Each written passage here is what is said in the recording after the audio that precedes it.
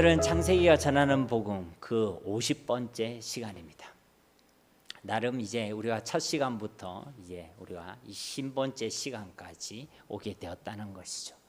오늘부터 이제 우리는요 창세기 26장 말씀을 함께 살펴보고자 합니다.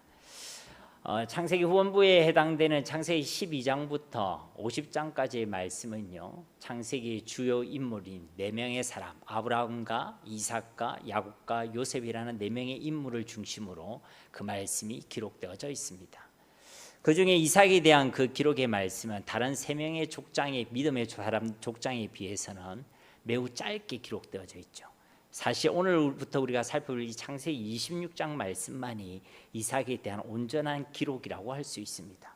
아니 이 앞에도 목사님 이삭에 대한 이야기가 있었잖아요. 근데 아브라함이 주인공이든지 아니면 아브라함의 종이 주인공이든지 아니면 그로 인해서 태어나게 야곱과 에서가 주인공이든지 사실은 이 이삭에 대한 온전한 이야기는 이 창세기 26장 말씀이 거의 전부라고 할 수 있다는 것입니다. 우리가 이삭을 생각할 때 그가 어떤 인물로 여러분 기억됩니까?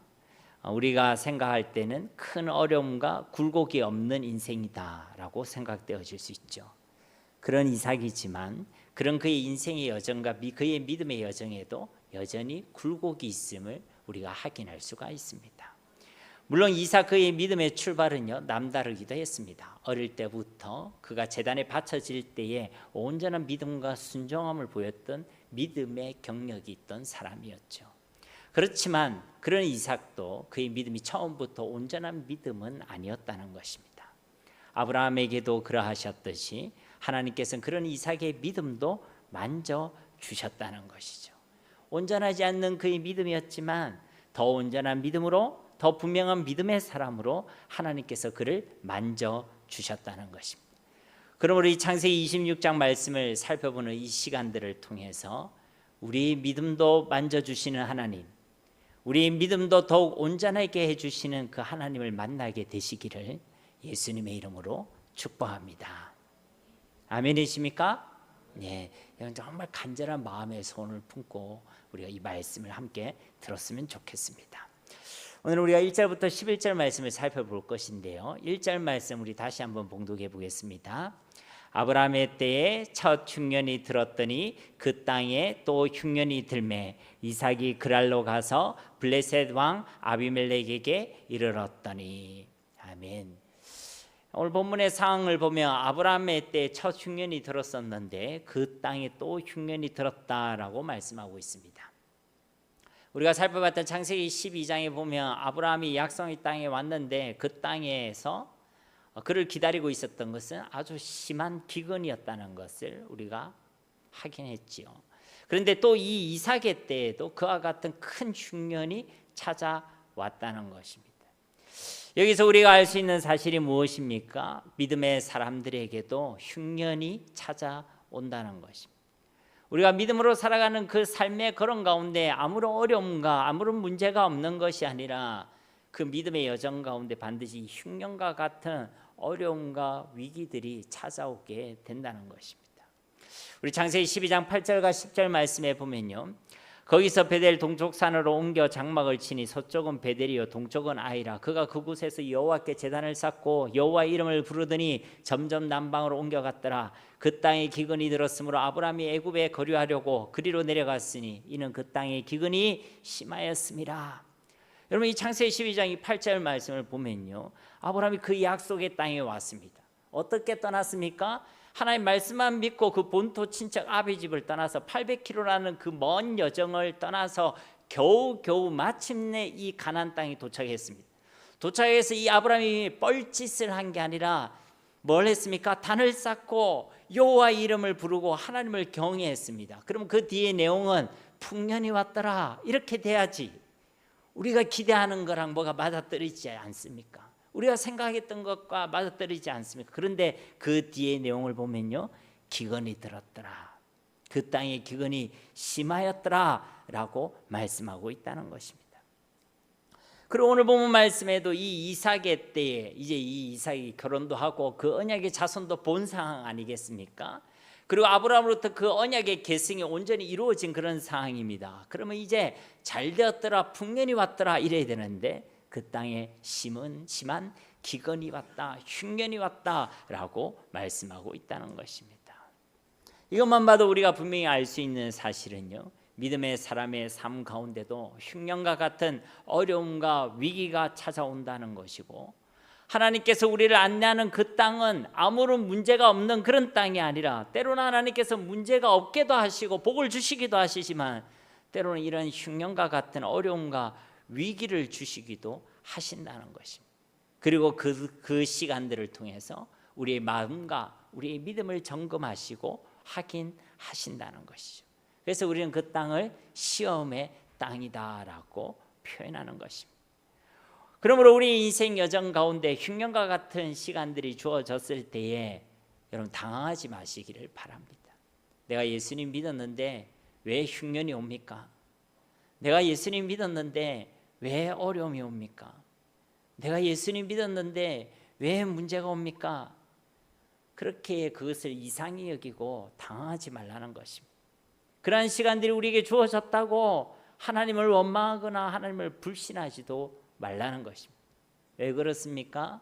오늘 말씀에 이 아브라함과 이삭에게도 하나님께서는 흉년을 겪게 하셨고, 출애굽한 이스라엘 백성들에게도 40년이라는 강약길을 그들에게 허락하셔서 40년 동안 그 강약길을 걷게 하셨고, 세례 요한으로부터 세례를 받았던 그 예수님께서도 성령의 이끌리심을 받아서 저 시험의 땅 강야로 가게 되었음을 우리가 알고 있기 때문에 그런 것입니다. 그리고 하나님께서 그렇게 하시는 이유와 목적은요, 너무나도 분명한 것이죠. 우리의 마음과 우리의 믿음을 확인하기 위해서요. 우리의 믿음을 더욱더 온전하게 만지시고 세우시기 위해서라는 것입니다. 우리는 평안함으로 우리의 믿음이 자라고 성장되기를 원하지만은 그렇지 않습니다. 하나님은 그 시험이라는 과정을 통해 우리의 믿음을 만지시고 우리의 믿음을 더욱더 온전하게 하시기를 원하신다는 것이죠. 그것이 하나님의 방법인 줄로 믿습니다.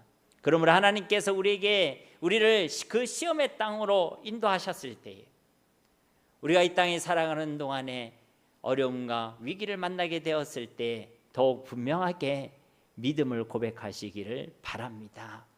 어려움이 왔다고, 위기가 왔다고 못 믿겠습니다. 어떻게 이렇게 할 수가 있습니까?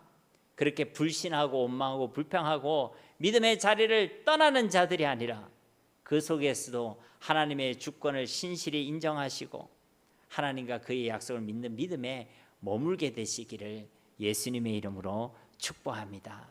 그러면 하나님께서 우리의 믿음을 만져주시고 온전하게 하시고 그 믿음의 역사를 이루시는 하나님을 경험하게 하실 줄로 믿습니다. 여러분, 우리가 이 믿음이 온전해지는 만큼 우리가 하나님을 더욱더 경험하게 되는 것입니다. 우리의 믿음이 온전해지는 만큼 우리가 세상을 이기게 되는 것입니다. 우리의 믿음대로 역사하시는 하나님이 바로 우리 하나님이시라는 것입니다. 그런데 이전에 아브라함은요, 그 기근이라는 상황 속에서 어떻게 했습니까? 그 시험의 때에 온전히 믿음에 머물지 못했죠. 기근을 피해서 애굽으로 내려갔습니다. 하나님이 약속하신 약속의 땅에 머물지 않고 저 애굽으로 내려갔다는 것입니다. 애굽으로 내려갔다는 것은 단순히 지역을 이동했다는 것이 아닙니다. 믿음이 아니라 그 어려움과 위기 속에서 인본주의와 불신앙을 택했다는 것입니다. 하나님과 그 약속의 말씀에 머물지 않고 세상과 세상의 방법, 세상의 방식을 택했다는 것입니다. 그래서 아브라함은요, 그곳에서 어떤 일을 당했습니까? 아내를 누이라고 속이다가 하나님을 모르는 바로와 그 애굽 사람들로부터 책망을 받고 그 땅으로부터 추방되는 수모를 겪게 되었던 것입니다.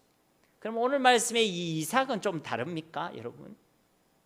그의 아버지 아브라함이 아브라함과 똑같은 시험을 당하게 되었으니까 이 이삭은 그 아버지와 달리 믿음의 선택을 하고 있습니까? 결론적으로 말씀드리자면 아닙니다. 아브라함과 똑같이 믿음의 실수를 하죠. 믿음의 실패 가운데 거하게 된다는 것입니다.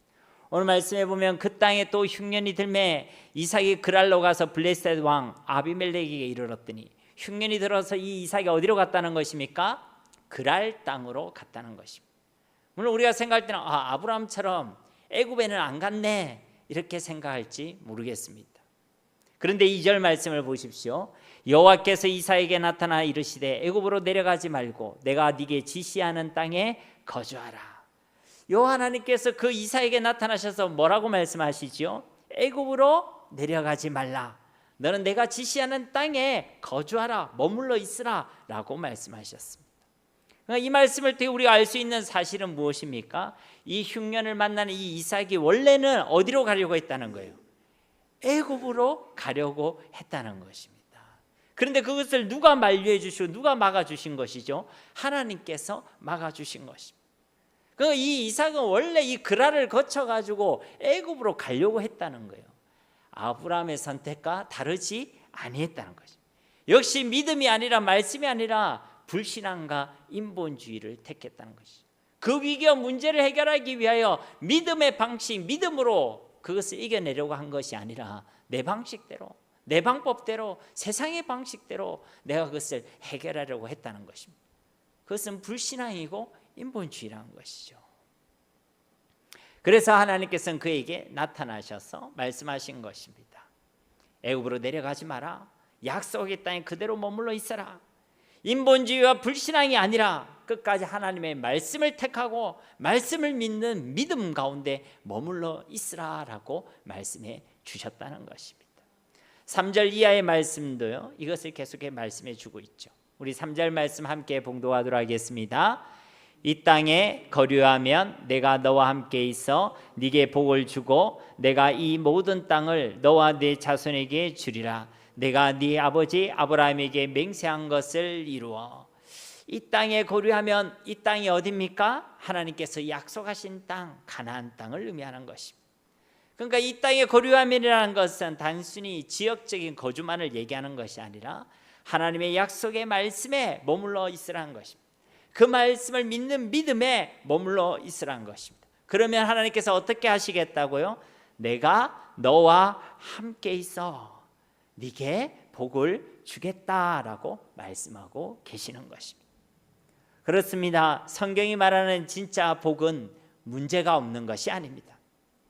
성경이 말하는 진짜 복은 문제가 있든 없든 나의 모든 삶과 모든 상황 속에서 하나님이 우리와 함께 하시는 것이 진짜 복인 줄로 믿습니다. 하나님이 함께 하신다. 이것을 내자로 뭐라고 합니까? 임마누엘이라고 얘기하죠. 임마누엘이 진짜 복이란 것입니다. 그러므로 예수님이 진짜 복인 줄로 믿습니다. 하나님이 함께 하시는 이름은 우리의 노력, 열심이 아닙니다. 예수님 이름밖에 없습니다. 우리가 그 예수님을 우리 주와 그리스도로 믿을 때 성령 하나님이 우리와 함께 하십니다. 또 우리가 그 예수님을 믿는 믿음에 머물러 있을 때 우리는 우리와 함께 하신 그 하나님 임마누엘의 축복을 온전히 누리게 되는 줄로 믿습니다. 우리가 믿을 때 임마누엘의 축복이 주어지는 것이고 믿음 가운데 머물러 있을 때 우리는 그분과 함께하는 그 놀라운 축복과 건세를 누리게 된다는 것입니다. 그래서 오늘 이 3절 말씀에도 그 믿음에 머물러 있으면 내가 너와 함께 있어 이 임마누엘의 축복을 누리게 된다라고 말씀하고 있다는 것이죠. 즉 믿음이 복이라는 것입니다. 돈이 복이 아니라 믿음이 복이라는 것입니다. 믿음의 선물, 믿음의 은혜를 받은 것이 복이고 이 믿음이 견고해져서 이 믿음이 분명해져서 이 믿음이 성숙해져서 그 어떤 문제와 환경 속에서도 끝까지 하나님이 믿어지는 것이 진짜 복인 줄로 믿습니다. 여러분은 어떻습니까? 여러분이 직면한 그 문제와 어려움과 위기 속에서 하나님이 믿어지십니까? 하나님의 전능하심이 믿어지십니까? 나를 향하신 하나님의 사랑이 믿어지십니까? 그러면 그게 복인 줄로 믿습니다. 예수 믿는 사람이 반드시 받아야 될 복, 반드시 누려야 될 복은 이 세상의 것이 아닙니다. 바로 이 믿음의 복임을 기억하시기를 주님의 이름으로 축복합니다. 3절 말씀을 다시 해보시면 이 땅에 거류하면 내가 너와 함께 있어 네게 복을 주고 내가 이 모든 땅을 나와 내 자손에게 주리라. 내가 네 아버지 아브라함에게 맹세한 것을 이루러. 그러니까 우리가 믿음에 머물러 있으면 하나님께서 함께 하심을 우리로 누리게 하시고 하나님께서 약속하신 그 하나님의 복을 누리게 하시겠다라고 말씀하고 계시는 것입니다. 이 이사에게 어떤 복을 주시겠다고 말씀하고 계십니까? 그 아브라함과 약속했던 그 땅 그리고 모든 땅을 주시겠다는 것입니다. 4절 말씀에도 보시면 내 자손을 하늘의 별과 같이 번성하게 하며 내 모든 땅을 내 자손에게 주리니 내 자손으로 말미암아 천하 만민이 복을 받으리라. 그러니까 이 두 구절에서 하나님께서 이삭에게 약속하신 그 축복의 내용을 두 단어로 요약하자면 내시로 표현되어지는 내 자손이고, 그리고 그 땅으로 말미암은 그 모든 땅을 이야기하는 것입니다. 그러면 이 내 자손과 그 모든 땅이 의미하는 것은 무엇입니까? 장차 메시아를 통해 이 땅에 이루어질 하나님의 나라와 하나님의 백성들을 의미하는 것입니다. 즉 예수 그리스도를 통해 이 땅에 하나님의 나라를 이루어 가시겠다는 것입니다. 그런데 그것을 누구를 통해 하나님이 이루시겠다는 것입니까? 믿음의 사람, 믿음에 머물러 있는 사람, 우리 예수 믿는 사람을 통해서, 예수 믿는 사람이 믿음으로 살아갈 때 그 사람을 통하여 하나님께서는 이 땅에 하나님의 나라를 이루어 가시겠다는 것입니다.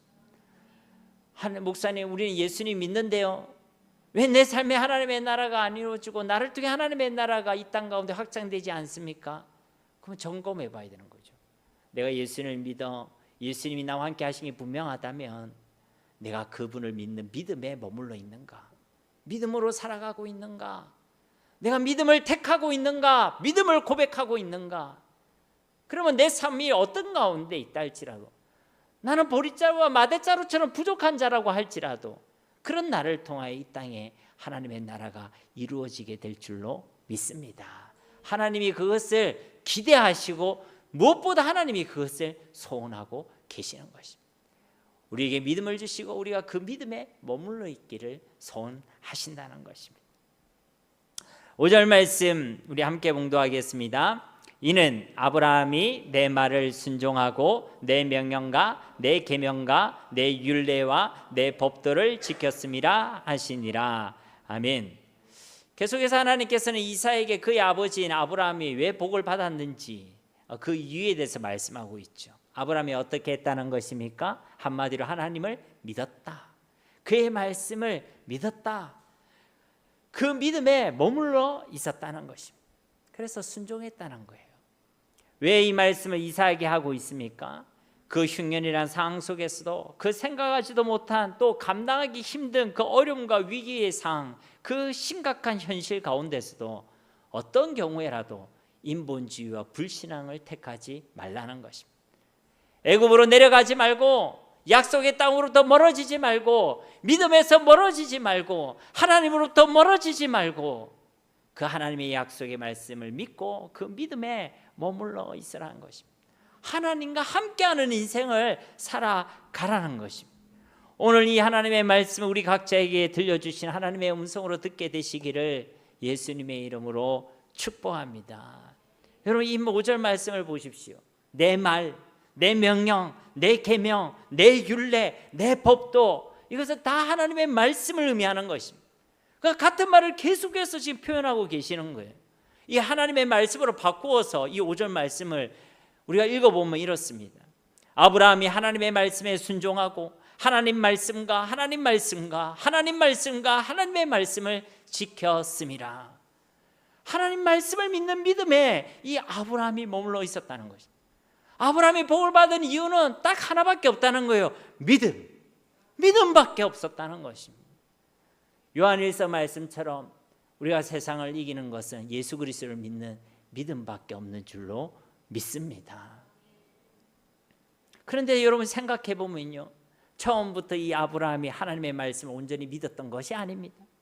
하나님 말씀에 온전히 순종하기만 한 것은 아니었습니다. 그도 기근을 만나 애굽으로 도망했습니다.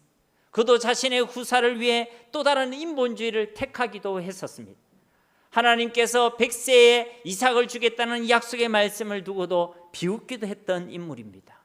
그런데 하나님께서는 그를 이 기근과 같은 시험의 땅으로 인도하시면서 조금씩 그를 만져주셨습니다. 그의 믿음을 만져주시고 그의 마음을 만져주시고 그가 온전한 믿음의 사람이 될 수 있도록 그를 세워주셨다는 것입니다. 그래서 마침내 그의 아들 이삭을 바쳐라는 인생의 가장 큰 시험 앞에서도 이 아브라함은요, 온전히 믿음을 고백하고 순종할 수 있었던 것입니다. 그렇습니다. 사랑하는 성도님 여러분, 지금 우리의 믿음은 갈대와 같이 연약할 수 있습니다. 그래서 바람 부는 대로 휙 날아다니고 어려움이 오면 그냥 넘어져 버리고 위기가 찾아오게 되면 저 애굽으로 도망하게 되고 믿음에서 멀어지는 것이 우리의 지금의 모습일 수도 있습니다. 그래서 하나님께서 우리를 자꾸만 시험의 땅으로 이끄시는 것입니다. 나는 싫습니다 하나님, 시험의 땅 싫어요, 이렇게 이야기할지 모르겠지만 우리를 온전히 세워가시기 위한 그 하나님의 방식이 그것이기 때문에 우리를 시험의 땅으로 이끌어 가신다는 것입니다. 마치 두들기고 또 두들겨서 정련된 금속이 나오듯이 그 시험의 땅을 통하여 우리의 믿음을 더욱 온전하게 하시는 것이 하나님의 방법이고 하나님의 뜻임을 기억하시기를 바랍니다. 그러므로 우리에게 주신 그 시험의 땅은요, 우리를 향하신 하나님의 심술이 아닙니다. 하나님이 실수하신 것도 아닙니다. 그 모든 시험의 땅은 우리를 향하신, 우리를 위한 하나님의 또 다른 사랑의 표현임을 여러분 믿으시기를 주님의 이름으로 축복합니다. 그래서 야고보서 1장에는 뭐라고 했죠?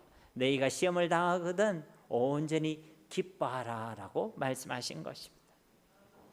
그러므로 그 시험의 시간들 속에서, 그 시험의 땅에서 우리를 조금씩 더 온전한 사람으로 만져가시고 세워가시는 그 하나님을 소망하시기를 바랍니다. 그러면 우리가 인내할 수 있는 것입니다. 머물러 있을 수 있다는 것입니다. 6절 말씀에 보시면 이삭이 그랄에 거주하였더니, 이 그랄 땅은요 애굽과 인접한 블레셋 땅입니다. 원래 이삭은 어디에 있었습니까? 부엘라 헤로이라는 곳에 있었죠. 아브라함이 하나님의 생명의 주가 되신 그 하나님께 영광 돌렸던 그 땅에 살고 있었습니다. 부엘라 헤로이가 무슨 뜻이라고 했습니까? 살아계신 그 하나님이 나를 감찰하신다는 의미를 가진 우물이었습니다. 그 곁에서 살고 있었습니다. 하나님 앞에서, 살아계신 하나님 앞에서 나를 살피시는 그 하나님 안에서 살고 있었다는 것입니다. 그런데 왜 그랄 땅으로 가게 되어졌죠? 흉년이 들어서. 다른 이유가 아니라 흉년이 와서, 위기가 와서, 어려움이 와서, 즉 믿음의 선택으로 간 것이 아니라 인본주의와 불신앙의 선택으로 그 그랄 땅에 가게 되었다는 것입니다. 물론 애국까지 가지는 않았습니다. 그러나 그 그랄 땅에 가게 된 것은 불신앙과 인본주의의 결과였다는 것이죠. 그러면 이 그랄 땅에 거한다는 이것이 우리가 볼 때 어떻습니까? 찜찜합니까? 안 찜찜합니까? 찜찜합니까? 안 찜찜합니까? 찜찜하지요. 예, 이래야지 좀 주의가 한기가 되거든요. 예. 찜찜해요, 여러분. 그런데 이 이삭은요 결국 그 그랄 땅에 거주했다는 거예요. 애굽으로 더 나아가지는 않았지만 그렇다고 인본주의와 불신앙으로 떠났던 그 걸음을 다시 돌이키지도 아니했다는 것입니다. 굳이 표현하자면 한 발은 애굽 언저리에 걸치고 있는 것이고 다른 한 발은 약속의 땅에 걸치고 있는 그런 상황이란 것입니다. 그리고 이어지는 말씀들은요 바로 이런 이삭의 모습과 삶에 대한 결과들입니다. 그럼 어떤 결과들이 나타나는지 우리 한번 보겠습니다. 7절 말씀에 보시면요, 그곳 사람들이 그의 아내에 대하여 물으매 그가 말하기를 그는 내 누이라 하였으니 리브가는 보기에 아리따움으로 그곳 백성이 리브가로 말미암아 자기를 죽일까 하여 그는 내 아내라 하기를 두려워함이었더라. 그 그랄 땅의 사람들이 이삭에게 그 아내에 대해서 질문했다는 것이죠. 그 아내가 아내를 보고 이 사람 누구냐, 너랑 무슨 관계냐, 이런 질문을 했겠죠. 왜 그렇다고 했습니까? 이 리브가가 어땠다고요? 예, 여러분들처럼 아리따웠다는 거예요. 아리따웠다는 것입니다. 그래서 이삭이 어떻게 대답했다는 것입니까? 내 누이라 라고 대답했다는 거예요. 실제는 무엇이죠? 내 아내라고 대답해야 되는데 내 누이라 라고 대답했다는 것이죠. 왜 그렇다고요? 자기가 죽을까 봐, 사람들이 자기를 죽일까 봐. 여러분, 이 장면에서 우리는 누가 생각납니까? 그의 아버지인 아브라함이 생각나죠. 아브라함은 두 번이나 이와 똑같은 실수를 반복했던 인물입니다. 한 번은 창세기 12장에서 애굽에서, 그리고 또 한 번은 창세기 20장에서 똑같이 이곳 그랄 땅에서 아브라함이 똑같은 실수를 반복했던 사람이죠. 그런데 그 똑같은 실수를 지금 누가 하고 있다는 것입니까? 그 아들 이삭이 아버지가 실수한 그 똑같은 땅에서 똑같은 실수를 반복하고 있다는 것입니다. 여기서 우리가 알 수 있는 사실은 무엇입니까? 뭐 부전자전, 아들은 아버지를 닮는다, 이런 교훈입니까? 뭐 그런 교훈을 얻을 수도 있겠지만 더 본질적인 교훈은요, 우리의 인생들은 크게 다르지 않다는 것입니다. 로마서 3장 23절 말씀처럼 모든 사람은 다 죄인이란 거예요. 우리끼리는 내가 더 잘났네, 당신이 더 잘났네, 우리끼리는 그렇게 시비를 가리는 거 우리는 좋아합니다. 내가 한 80% 잘했으면 당신이 20% 잘못했다, 우리 이런 걸 따지길 좋아해요. 그러나 하나님 보실 때는 다 똑같은 죄인이란 거예요. 우리는 이 본문 말씀을 보면서 이렇게 생각할 수 있습니다. 아니, 자기 아버지가 그렇게 똑같은 실수를 2번이나 했는데 어떻게 그 자식도 어떻게 저렇게 미련하게 똑같은 실수를 반복할 수 있을까? 뭐 나아지는 게 없네, 정말 그 아버지의 그 자식이네, 우리는 그렇게 이야기할 수 있습니다. 그런데 우리의 모습들을 한번 생각해 보십시오. 우리가 이전에 깊이 회개한 내용이 있다면 그럼 다시는 그와 같은 죄를 이제 안 범하며 살아가고 있습니까? 우리가 과거에 깊이 회개했던 내용이 있겠죠. 그러면 우리가 다시는 그 실수를 반복하지 않고 있느냐는 것입니다. 만약 그렇다면 그것은요, 진짜 하나님의 은혜인 것이죠. 그리고 그래야만 하는 것입니다. 그런데 우리의 삶을 보면요, 많은 경우에 다시 그 죄가 반복되고 있음을 볼 수 있죠. 미움의 마음을 놓고 회개해 놓고는 또 미워하게 됩니다. 불신앙의 선택에 대해서 회개해 놓고는 또 불신앙의 선택을 하게 됩니다. 세상의 마음을 빼앗겨서 세상과 마음의 우상에 대하여 회개해 놓고는 또 세상의 마음을 두는 우리의 모습을 발견하게 된다는 것입니다. 그렇게 죄를 반복하는 인생, 그게 바로 죄인데 우리의 인생들의 본질이고 우리의 본성이라는 것입니다. 그래서 우리는 매일매일 일평생 우리에게는 예수 그리스도의 은혜가 필요한 줄로 믿습니다. 그러니까 이 자녀인 아브라함이 범한 죄를 이 자녀 이삭이 계속 반복한다고 해서 우리가 이것을 뭐라고 할 자격이 없다는 거예요. 왜? 우리 삶 가운데도 그 죄가 계속 반복되고 있으니까. 새로운 죄 때문에 우리가 넘어지는 경우도 있지만 대부분 보면요, 그 사람이 약한 부분이 있습니다. 그 똑같은 죄를요 반복하고 있다는 거예요. 여러분, 우리 자녀들이 같은 실수를 반복하면 어떻습니까? 여러분, 속에서 뭐가 나죠? 불이 나죠. 불이 나. 우리 자녀들이 똑같은 실수를 반복하면 속에서 불이 납니다.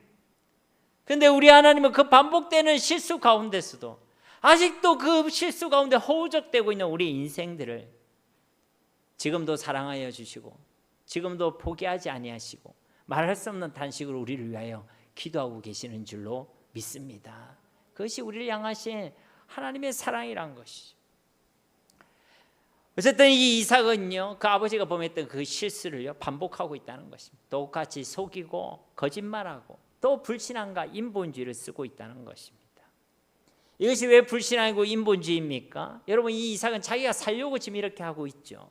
그런데 사실 그의 생명을 책임져 주시는 분은 누구십니까? 하나님이십니다. 이것을 이삭은 어릴 때부터 경험했습니다. 그가 아버지와 함께 저 모리아 산으로 갔을 때에 누가 그를 지켜주셨죠? 하나님이 그를 지켜주셨습니다. 여호와 이레의 하나님께서 그를 지켜주셨습니다. 왜 이삭을 지켜주셨습니까? 그가 하나님의 약속의 자손, 언약의 자손이기 때문에 그러했습니다. 이 이삭이 언약의 자손이라는 사실은 변함이 있습니까? 없습니까? 없지요. 결코 변함이 없습니다. 그렇다면 이 이삭의 생명을 앞으로도 누가 지켜주시는 것입니까? 그 언약의 신실하신 하나님이 지켜주시는 것입니다. 그것이 분명한 것이죠. 그런데 이 이삭은요, 그 하나님과 그 약속의 말씀을 온전히 믿지 못했던 것입니다. 하나님 말씀이 안 믿어지니까, 하나님이 안 믿어지니까 자기가 살기 위해서, 자기의 삶을 위해서 자기의 계책으로 이와 같이 거짓말을 했다는 것이죠. 물어보면 여러분도 똑같이 대답할 거예요. 왜 그랬어요? 내가 살려고 그랬습니다. 먹고 살려고 그랬습니다. 내가 좀 살아남기 위해 그랬습니다. 그런데 사실 그 건재에는 뭐가 있습니까? 우리의 생명의 주권자 되신 하나님에 대한 신뢰가 없는 것이죠. 그것이 무너진 것입니다. 그래서 이삭은 거짓말을 했던 것이죠. 그래서 이것이 분명한 불신앙이고 인본주의라는 것입니다. 8절 말씀에 이삭이 거기 오래 거주하였더니 이삭이 그 아내 리브가를 껴안은 것을 블레셋 왕 아비멜렉이 창으로 대다본지라. 이삭이 거기에 얼마나 거주했다고요? 얼마나 거주했다고요? 오래 거주했다고. 1차적인 의미는 무엇입니까? 그 그랄 땅에 오래 머물렀다는 것이죠. 그 그랄 땅에 그럭저럭 잘 지내고 있었다는 것입니다. 다른 의미로 생각해 보면 어떻습니까? 그가 거짓과 속임과 불신앙과 인본주의로 시작된 그의 그 그랄 땅의 삶의 여정이 현재까지는 아무런 문제가 없어 보인다는 것이죠. 비록 불신앙과 인본주의로 택했던 삶이고 그렇게 시작된 삶이지만 그래도 그럭저럭 살만은 했다는 것입니다. 그래도 잘 버티고 있었다는 것이죠. 그리고 오히려 그 흉년이라는 상황도 잘 넘어갔다는 것입니다. 여러분, 우리 삶에도 충분히 이런 일이 있을 수 있습니다. 내가 하나님부터 멀어졌는데, 불신앙을 택했는데, 믿음을 떠났는데, 인본주의를 택했는데 아무 일이 없고 그럭저럭 지낼 만은 하고 오히려 그 위기를 무사히 넘길 수도 있었다 하는 순간들이 우리 가운데도 있을 수 있다는 것이죠. 그래서 어쩌면 이 이삭처럼 그 그랄의 삶에 만족하며 그 땅에 오래 안주하며 살아가고 있었을 수도 있는 것입니다. 그럼 한번 여러분에게 물어보겠습니다. 그렇게 아무런 문제가 없고 그럭저럭 살아갈 수 있는 거, 그거 괜찮은 것입니까? 그렇게 문제가 없고 당장의 눈앞에 문제를 그렇게 넘어갈 수 있었게 된 거, 그래서 내가 불신앙으로 시작한 삶임에도 불구하고 잘 지내게 되는 것이 진짜 복이라고 생각하십니까? 그게 아니란 것입니다.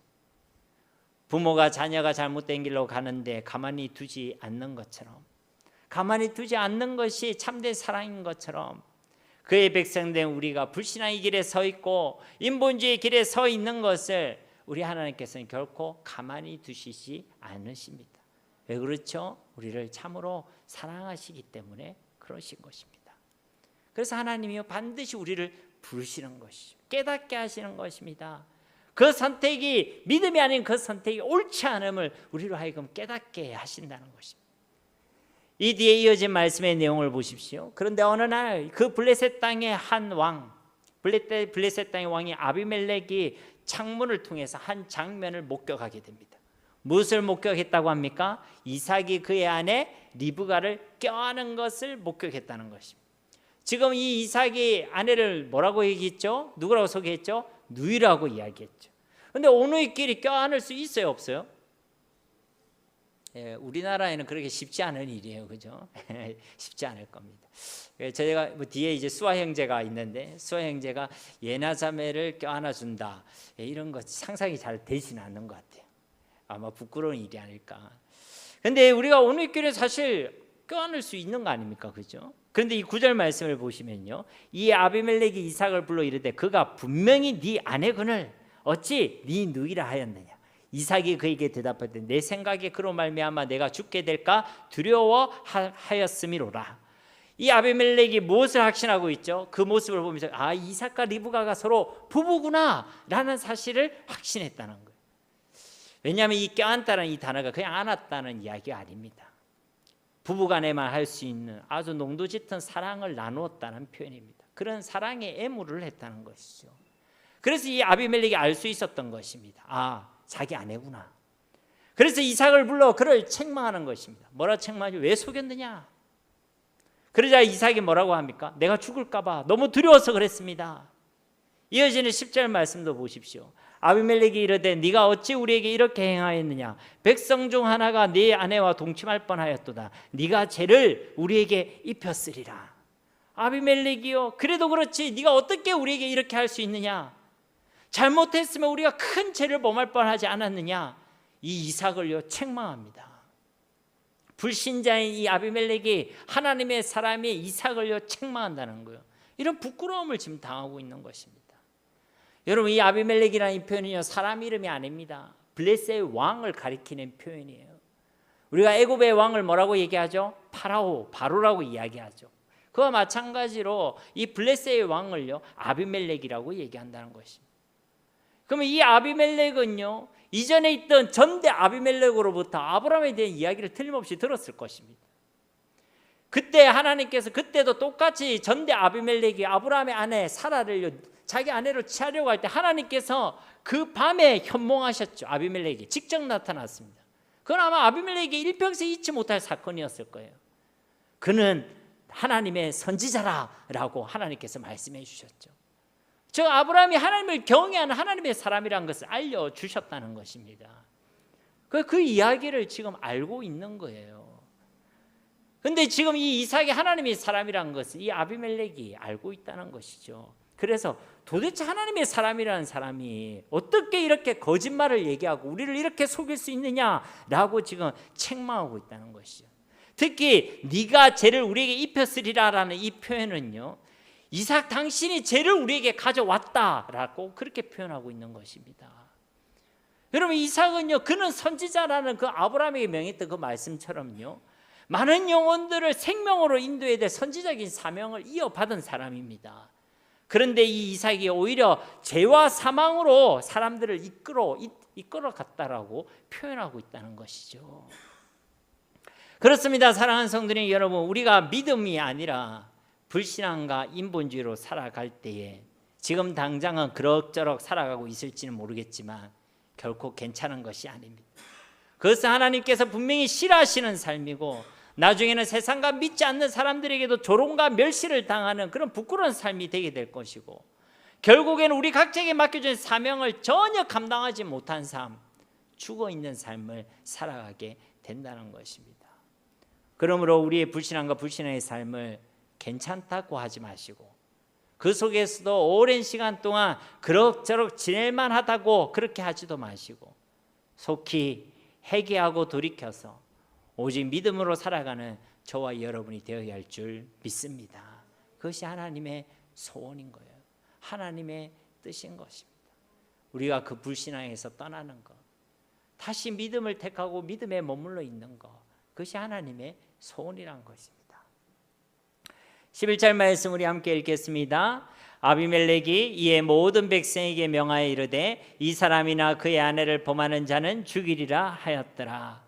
아비멜렉이 그 블레셋 땅에 있는 모든 사람들에게 명령을 내렸다는 것입니다. 뭐라고 명령 내렸습니까? 이 이삭과 그의 아내를 범하는 자는 반드시 죽이겠다라는 명령을 내렸다는 거예요.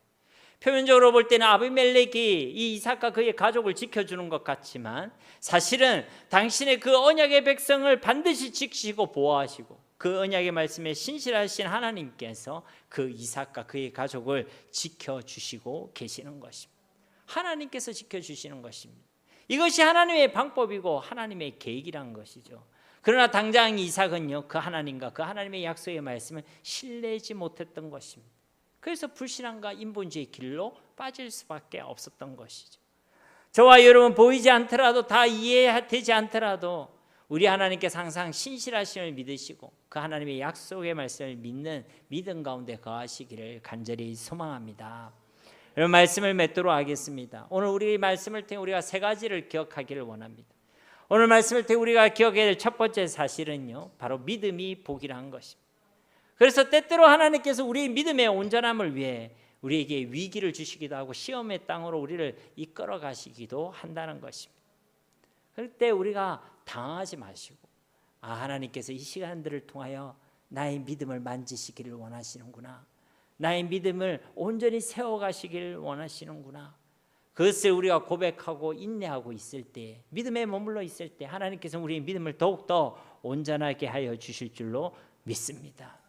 이 믿음 가운데 있을 때 우리는 하나님이 함께 하심을 누리게 되는 것입니다. 우리를 통해 하나님의 나라가 이 땅 가운데 이루어지게 되는 것입니다. 그래서 믿음이 바로 복이라는 것입니다. 두 번째로 우리가 기억할 사실은요, 우리의 불신앙과 인본주의에는 반드시 그 결과가 따르게 되어 있다는 것입니다. 우리가 불신앙을 택하고 우리가 인본주의를 택했을 때 우리에게 아무런 일이 없는 것이 아니란 것이죠. 지금 당장의 삶에는 문제가 해결되는 것 같고 지금 당장은 그럭저럭 버티는 것 같지만 그게는 반드시 하나님께서 물으시는, 책임을 물으시는 하나님의 얼굴을 마주하게 될 것이란 것입니다.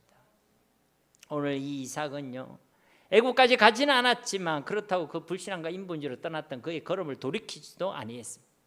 그래서 오랜 시간 동안 그 그랄동에 머물러 있었던 것이죠. 그래서 그 결과가 어떠했습니까? 믿지 않는 자들로부터 책망받고 부끄러움을 당했죠. 생명의 사명을 감당해야 될 그 이삭이요, 그 사명을 전혀 감당하지 못했다는 것입니다. 그러니 우리가 택한 그 불신앙과 인본주의 삶은 결코 괜찮은 것이 아니란 것이죠. 그것을 괜찮다고 생각하는 것이 어리석은 것이고 이미 우리가 영적인 위기 가운데 있다는 것입니다. 그러면 우리 가운데 있는 불신앙과 내가 주인 되어 온 삶이 있다면 거기에서 우리가 믿음으로 다시 돌이켜야 하는 것입니다. 다시 믿음의 자리로 갈 수 있도록 나의 믿음을 도와달라고, 나의 불신앙과 나의 인본주의를 용서해달라고 우리가 하나님께 돌이켜야 될 줄로 믿습니다. 끝으로 우리가 기억해야 할 세 번째 사실은요, 하나님께서는 우리와 맺은 그 언약 속에서 항상 신실하시다는 것입니다. 그래서 하나님께서는 이삭의 그 실수와 실패 가운데서도 아비멜렉을 통해서 이삭과 그의 가족들을 지켜주셨습니다. 이삭이 잘해서가 아닙니다. 이삭은 실수했습니다. 불신앙을 택했습니다. 인본주의를 택했습니다. 그리고 그 그랄 땅에서 나오지 않고 오랫동안 머물렀던 사람입니다. 그러나 하나님께서는 그를 지키시고 보호해 주셨습니다. 왜 그렇습니까? 그 이삭이 언약의 자손이기 때문에 그런 것입니다. 그에게 하나님의 약속이 있었기 때문이란 것입니다. 우리가 마태복음 1장 말씀을 살펴볼 때도 말씀드렸지만 그 예수님의 계보 속에 등장하는 인물들은 다 훌륭한 믿음의 사람들이 아니었습니다. 그 중에는 아하스 왕이나 므낫세 왕과 같이 극심한 우상 숭배와 하나님 앞에 악행을 범하는 자들도 있었습니다. 그러나 하나님께서는 그들의 악함과 부족함과 상관없이 예수 그리스도라는 그 언약을 끝까지 지켜주시고 또 이루어 주셨습니다. 왜 그렇습니까? 하나님께서는 그 언약에 신실하신 하나님이시기 때문에 그런 것입니다. 저와 여러분이 하나님의 자녀가 된 것도 이 약속의 말씀을 따라 하나님의 자녀가 된 줄로 믿습니다. 그래서 저와 여러분이 받은 구원도 영원한 것이고 완전한 것입니다. 저와 여러분에게 성령 하나님께서 함께 하신 것도 우리의 노력과 실력이 되어서 자격이 있어서가 아닙니다. 하나님이 그렇게 약속하셨기 때문에 약속하신 말씀대로 성령 하나님께서 우리와 함께 계시는 줄 믿습니다. 그래서 그 하나님이 우리를 떠나지 아니하시는 것입니다. 하나님이 우리와 함께 하시는 그 사실이 영원한 것입니다. 그래서 하나님의 사랑도 변함이 없는 것이고 하나님께서 우리에게 주신 건세와 축복도 영원한 것입니다. 왜 그렇다고요? 그 약속의 말씀을 통해 우리에게 주신 것이고 하나님께서는 그 약속에 신실하신 하나님이시기 때문에 그렇다는 것입니다. 그러므로 사랑하는 성도 여러분, 진짜 하나님을 믿으시고 이 약속의 말씀을 믿는 믿음 가운데 머물러 있으시기 바랍니다. 그래야 이사야도 말씀하셨듯이 우리와 함께 하시는 하나님, 그 임마누엘의 축복을 온전히 누리시고 우리에게 주신 사명을 온전히 감당하며 이 땅에 하나님의 나라를 세워가는 일에 존귀 쓰임 받는 믿음의 사람들이 다 되시기를 우리 주 예수님의 이름으로 간절히 축원드립니다. 우리 말씀을 기억하시면서 이 시간 함께 기도하길 원합니다. 주님, 우리가 믿음 가운데 가길 원합니다. 약속의 말씀을 믿는 믿음 가운데 있길 원합니다. 우리 삶 가운데 불신앙으로 시작하고 인본주의로 뿌려졌던 삶의 모양과 여전히 우리가 머물러 있는 삶의 걸음들이 있다면 회개하며 돌이키게 하시고 그 속에서 그럭저럭 우리가 괜찮게 살고 있다라고 착각하지 아니하게 하시고 하나님, 우리가 회개하며 돌이켜 다시 믿음 가운데 살아갈 수 있도록 하나님을 가까이하며 하나님과 함께하는 삶을 살아가고 주님 주신 그 사명을 잘 감당할 수 있는 믿음의 사람들이 다 되게 해달라고 우리 간절한 마음으로 이 시간 하나님께 기도하며 나가도록 하겠습니다. 살아계신 아버지 하나님 감사합니다. 주님, 우리가 믿음으로 살아가길 원합니다. 우리가 살아가는 동안에 아브라함에게 그렇게 하셨듯이 이삭에게 그렇게 하셨듯이 흉년과 같이 어려움과 위기의 상황들이 찾아옴을 알게 됩니다. 하나님, 그 속에서 우리는 하염없이 부족하고 무능함을 보게 됩니다. 낙심하고 절망하게 되는 순간들도 있습니다. 하나님, 그래서 우리가 믿음에 머물지 못하고 하나님의 말씀에 머물지 못하고 하나님 불신앙의 선택들, 하나님 또 내가 하려는 하나님 인본주의의 선택들을 하나님 하게 되었음을 하나님께 고백합니다. 주님, 우리를 용서하여 주시옵소서. 우리의 연약함을 불쌍히 여겨 주시옵소서. 하나님, 우리가 그렇게 불신앙으로 인본주의로 시작했던 하나님 우리의 삶의 모양들이 있다면 그 속에서 우리가 아직도 오랜 시간 동안 머물러 있는 삶의 모양들이 있다면 오늘 이 시간 주님 앞에 회개하길 원합니다. 돌이키길 원합니다. 다시 주님께로 돌아가길 원합니다. 믿음을 택하고 믿음의 자리에 서 있길 원합니다. 하나님의 변치 않는 약속의 말씀, 신실하신 하나님을 믿는 믿음이 있길 원합니다. 그 말씀 위에 견고히 서게 하옵소서.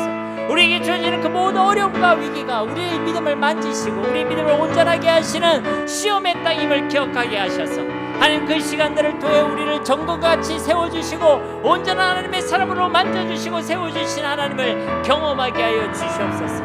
그래 그 믿음으로 살아가게 하옵소서. 더욱 온전한 믿음으로 더욱 하나님을 기쁘시게 하게 하시고 더욱 온전한 믿음으로 하나님 더욱 풍성한 하나님을 경험하게 하시고 하나님 더 분명한 믿음으로 세상을 이기며 이 땅에 하나님의 나라를 세워가는 일에 종기 있음만들 주님의 귀한 사람들 믿음의 사람들이 다 될 수 있도록 주님 축복하여 주시옵소서.